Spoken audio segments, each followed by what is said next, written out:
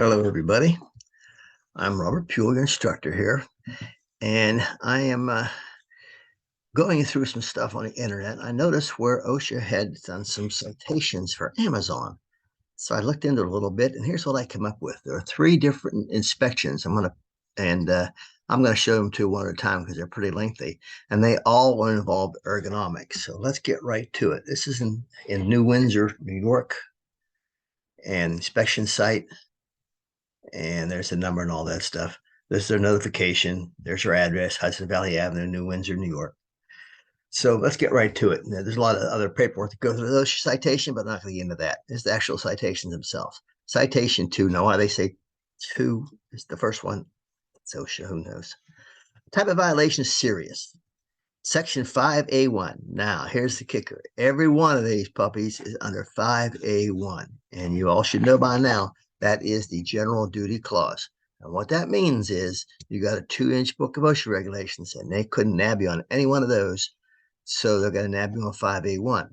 Now, normally I don't particularly fond of that because I figure, man, if they can't get me on those other ones. But this is one instance where they can, and it's good. It's called, and it's ergonomics, because ergonomics, OSHA tried an ergonomic standard about 20 years ago, and it just didn't fly. But they can still get you on it for this, and they have, and they will. And it's a good thing, and you'll kind of see why we go through this, I think. So 5A1, the Occupational Safety and Health Act of 1970, the employer did not furnish employment and a place of employment which were free from recognized hazards that were causing or likely to cause serious physical harm to employees.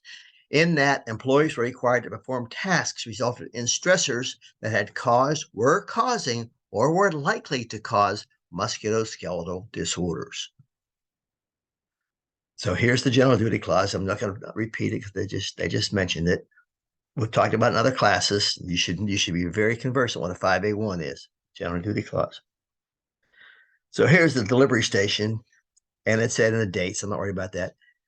And at times continue thereafter, employees were exposed to ergonomic hazards which were likely to cause MSDs during the induct feeder, induct belt loader process pass. So obviously this is something coming in. Employees were required to reach, twist, and bend while repeatedly lifting packages from the bottom of the top of a go-karts or gaylords to the induct belts at a high frequency, placing them at risk for lower back injuries. Reach, twist, bend, continuous, repeatedly. All those are big buzzwords in ergonomics. You're doing that. If you're doing that frequently, it's an ergonomic risk. That's for sure. During the stow container building process paths, employees were required to twist, bend, conduct long reaches and awkward postures. Long reaches. In other words, the further you get away, remember, long light reaches means the further you get away from your body, the more the weight of whatever you're doing is amplified. And while repeatedly lifting packages from racks, carrying or pushing them on a cart, and placing them on the stow shelf. The high frequency of lifts and height of stow shelves placed employees at risk for low back and shoulder injuries. We all know that lifting above your shoulders is a problem, and frequency is a problem, an ergonomic problem. And so now this is a little different than most OSHA citations. Anyhow, they're going to give these people a really deep and in-depth analysis of what they could do on this. So among other methods, implementing a process-based approach with the following feasible and acceptable methods of abatement would eliminate or materially reduce the hazard. They're calling these feasible and accepted methods of abatement. And I think when you look at them, you'll agree.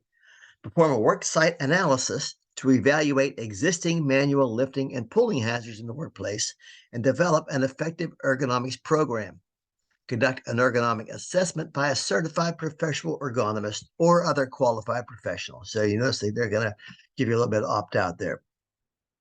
An analysis should include an assessment with validated methods, including but not limited to the revised NIOSH lifting equation, which we're going to get into in this class, the NLE or the RNLE, rapid entire body assessment, REBA, rapid upper limb assessment, RULA, Snook tables, and employee participation. Employee participation. That's a great thing for a safety professional. Questionnaires, interviews, Questionnaires are great. Why? Because you can pass out, if you have 1,000 employees, you can pass out 1,000 questionnaires and maybe get answers from 300 or 400 of them. You can't go around and talk to 300 or 400 employees in a very short period of time. That's for sure.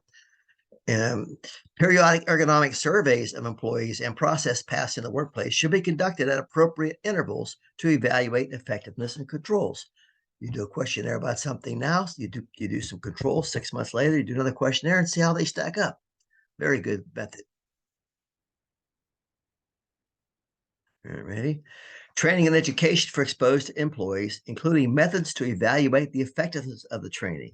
Retraining should be done annually or as operations change. Training should be done in a manner understandable by all employees in a language that they speak, in parentheses, and address hazards associated with the work they perform. Early recognition of musculoskeletal injury and illnesses, the ergonomic risk factors associated with their jobs, and how to prevent MSDs. The training should include the elements of the ergonomics program and the affected employee's role in the program. Training should also be provided to operations area managers and process assistants, as well as first aid staff. A supervisor's training program should also be implemented to allow recognition of ergonomic risk factors, early signs of MSDs, and how to respond when risk factors are observed or when symptoms are reported. These are good. These are good. This is good, really good advice. When risk factors are observed, and it doesn't say by who. So, in other words, if you're working beside somebody and they're doing something you know is an ergonomic risk factor, maybe that needs to be brought up. Or when symptoms are reported, somebody goes to the nurse with a sore back, a butt, or something like that. That needs to be looked into. The training program should include the establishment's healthcare providers to ensure that they are able to recognize symptoms of MSDs and are familiar with appropriate protocols for treatment of MSDs. Now, you may or may not have a nurse where you work, but you probably have a dedicated clinic you go to for various things and workers' comp claims, etc. Almost always, the medical professional at that clinic would like to come over to your facility and see it and see what's going on. And that's a good idea if you'd have a good relationship with those people at the clinic. And so that's what they're saying here. So somebody comes in with could be a musculoskeletal disorder. Maybe you need to know about it. Educational materials or training on ergonomics should be provided to people responsible for designing jobs and, my underline, buying equipment, tools, workstations, and parts.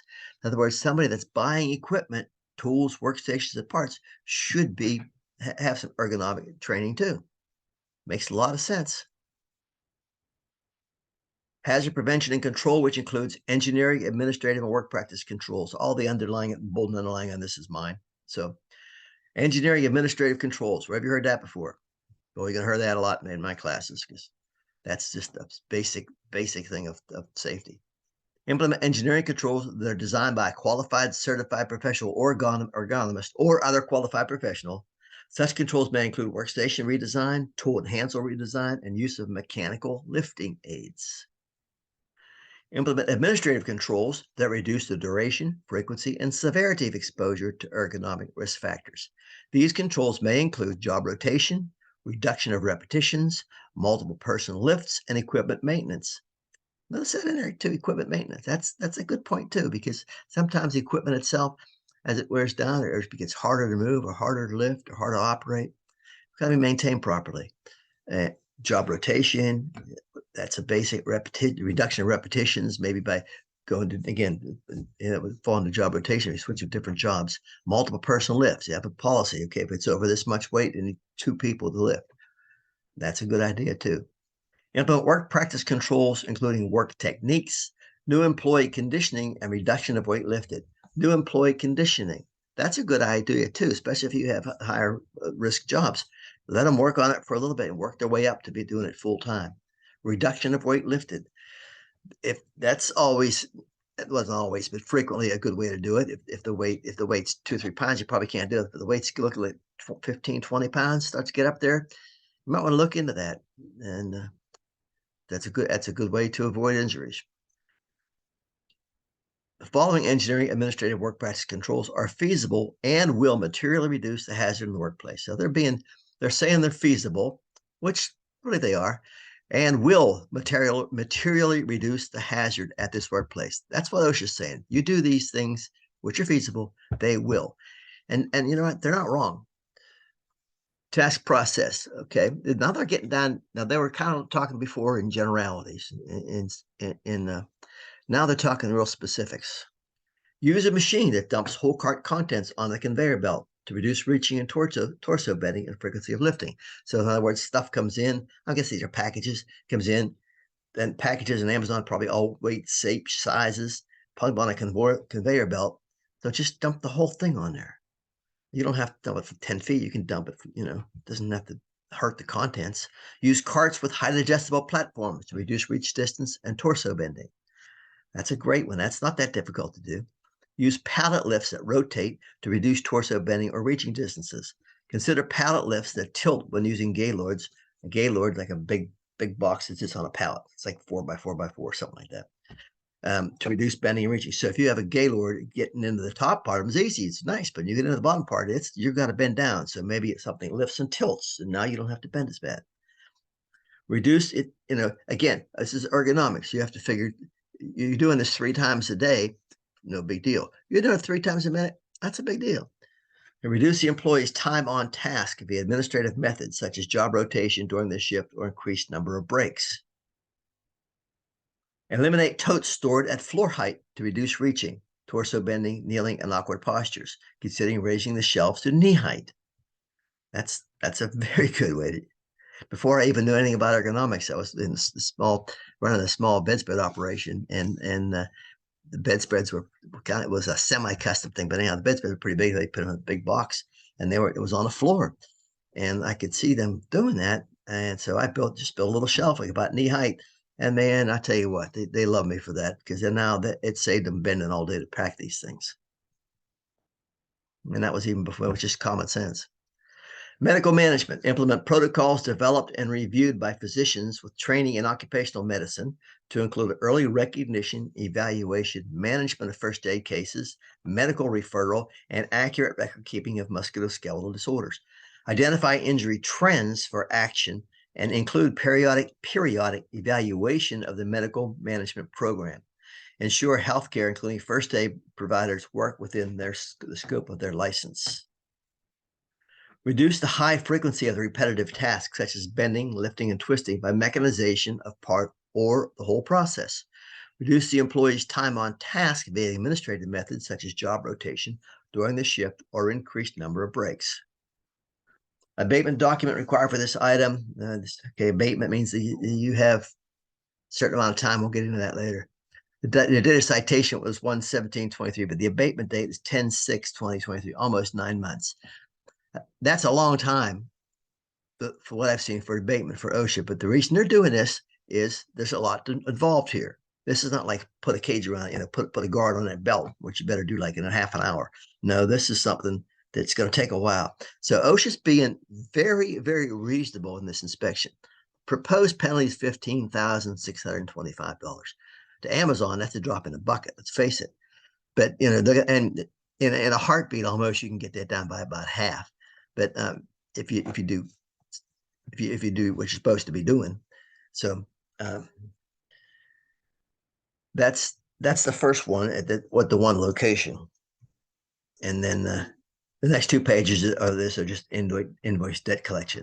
So they didn't stick them too bad, but they gave them some specific information in general information and specific information how they could fix these things. And that's not, OSHA doesn't always do that in their citations. So I got to applaud them for this. Since they don't have an OSHA standard, they're really giving them a lot of information they can use. And there are 3 different OSHA citations, and we're going to cover the other ones in other modules because I don't want to put them all together. So that's it for this particular video. And all I can say is what I usually do: stay safe. Stay safe.